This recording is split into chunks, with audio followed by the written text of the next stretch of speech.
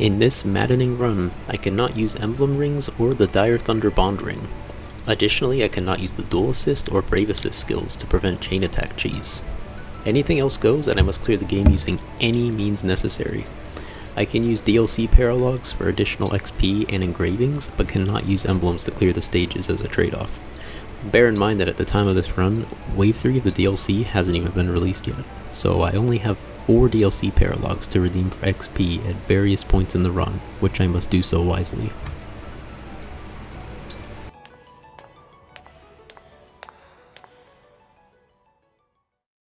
In Chapter 1, there is a required Engage and Engage attack. There's no way to beat this chapter without it. There's even a special cutscene that plays for it. This will be the one and only Engage in the entire run.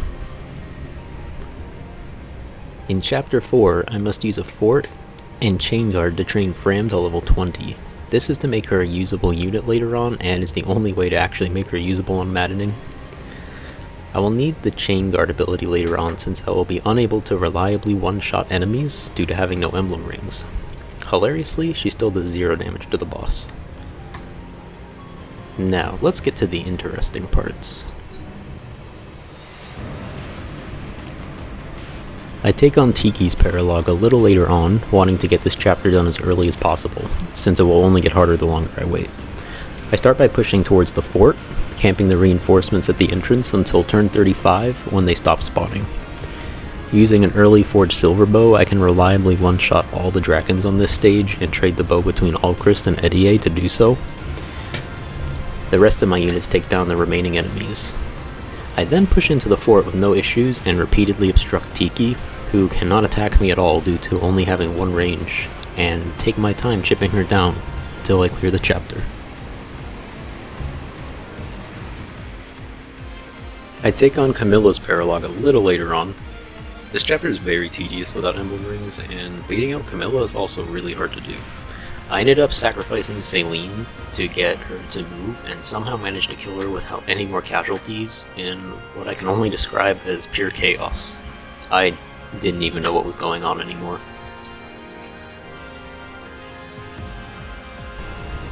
I was able to cheese the last couple bosses in Chapter 10 by warping over Louis and then rescuing him. This triggered the bosses to come to the door, where I was able to kill them without having to open the door. In a sick and tragic plot twist, the rings I wasn't even using were stolen from me. In Chapter 14, I'm able to use the Freeze Staff to freeze Zephyr in place. I sacrifice Zelkov as bait, but in an awesome twist of fate, he takes down Zephyr on his way out. I then go to summon some bond rings. I get Flickering Flower for Yunaka, Paraceline for Panette, Great Thunder for Celine, and Wind God for Alchrist. Later on, I redeem my XP coupon on Soren's paralog. I begin by taking down all the mobile enemies that move towards me and push right. Then, in a smoky and fiery inferno in which I had little to no idea what was going on anymore, I work my way down to Soren and bait him out. I lose Louis in the process, which is actually a tremendous loss for the late game.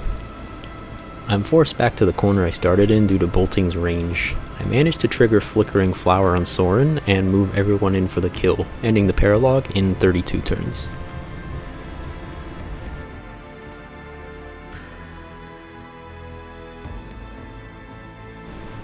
Chapter 17 is the first difficulty spike in this run. In order to clear this chapter, you have to kill 6 enemy commanders with emblem rings, as well as withstand a lot of units while the entire map is on fire. I begin by pushing north to take out Gris, who is immediately mobile on this map. Yunaka stays behind to hold back the few advancing enemies long enough for me to make my way all the way north, where I plan to stay for a majority of the map. I bait out Zephyr with a flyer to safely take her down undistracted, and set up a defensive position around the 2 choke points on the bridges for when Vale and Hyacinth arrive. I'm able to freeze Vale in place, allowing me to safely take down Hyacinth first. Once I've cleared out all the enemies, I'm able to take my time pushing south, where I take down Mavier and then Marnie, ending the map.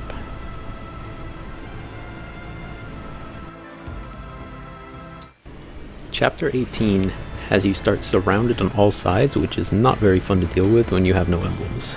Fortunately, This is a boss clear map and not a route map, so I push north and warp Yunaka close to the boss, while Rosado bravely sacrifices himself to use the flame cannon to slow the enemy advance long enough for me to kill the boss. To start out chapter 19, I get everyone onto the ship in order to use Yunaka's face as a door.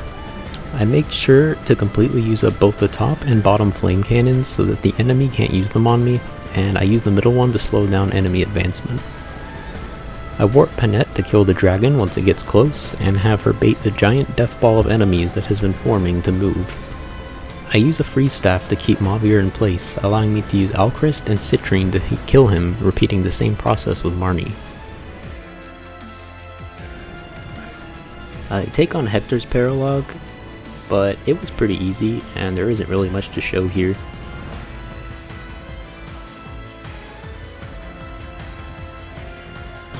I start chapter 21 by having Alchrist and Panette kill the dragons on either side.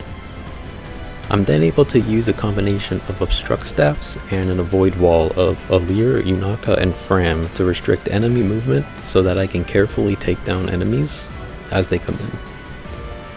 This process lasts several turns, but I'm able to clear the map, and I move forward with a wall of warp staff users and warp in enough units to kill Vale.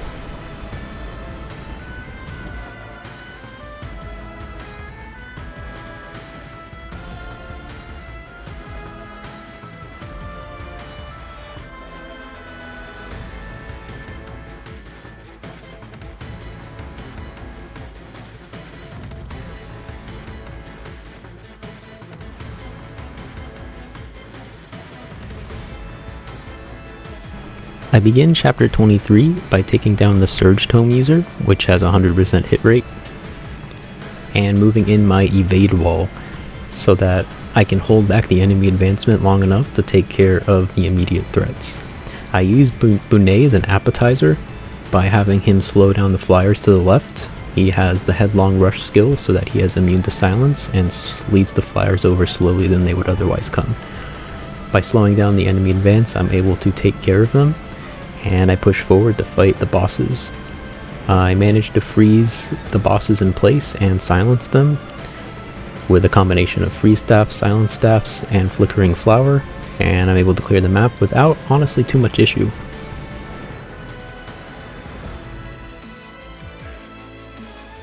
Chapter 24 was a bit tricky. I managed to use a combination of flyer mobility and rewarp staffs to get everyone onto the top path. I then used all of my many staff units to spam obstruct staffs and used avoid tanks to keep the enemy down on the bottom two paths, and slowly worked my way to the boss. I used obstruct staffs to prevent myself from falling back from avalanches, and when I got close enough to pass Alir, I entrapped her and killed her to end the map. Chapter 25 required a lot of careful planning and AI manipulation.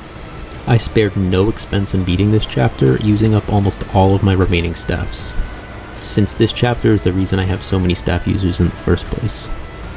I warp, rewarp, and rescue everyone onto the left side, and warp my frontliners to the top room to pull the enemy units into the little crevice, sealing them in with obstruct staffs. I'm then able to rewarp Mauvier up top so that he can use rescue on Hortensia and Cedal. Since the enemies have units to attack, they won't attack the ice wall, making all my units on the other side of it completely safe. I can then use Hortensia to entrap both thieves, and since the thief AI stops at nothing to get chests, they move on to the chests without opening the doors or attacking my units. I take care of the thieves that spawn in the center area, and with no more thief spawns, I'm able to safely move everyone to the top room, sacrificing Ivy and Pendreo in order to get my less expendable units to safety. With both doors now permanently closed, the enemy and infinite reinforcements are unable to move, and I take my time clearing out the entire throne room and clearing the map.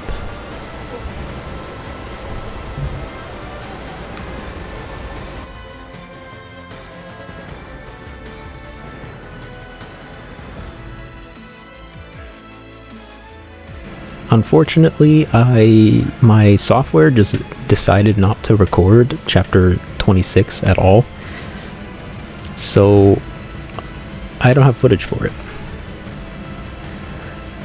I did, however, manage to beat it after several attempts, and cleared the game with only the one required engage and engage attack from the tutorial. The way I beat the chapter was by using, I used Alchrist and his Luna and Killer Bow in order to take down the boss little by little. Being able to pierce through the damage reduction with Luna was really nice, and I managed to do a majority of the damage with only 2 of the Dark Emblems killed. I had Yunaka slip past some enemies to kill a third one to speed it up at the end, and to kill the last health bar before they could heal him up, I madly rushed and just attacked with everyone I had and killed him. Overall, it was a really fun run. I think chapter 25 was by far my favorite chapter. Trying to come up with a way to clear that chapter without emblems was very fun. This run overall was a great run. Something nice to do for the first time. Don't think I'll ever do it again, but it is fun to do once. And hey, if anyone tries to come at me for using DLC to make Maddening easier, well, pretty sure I've earned the right to use the DLC as much as I want. This is the first video I've ever done with commentary, so I do apologize for some audio hiccups. I'm trying to get those worked out in the future. But if you watched all the way to the end, let me know, and thank you for watching.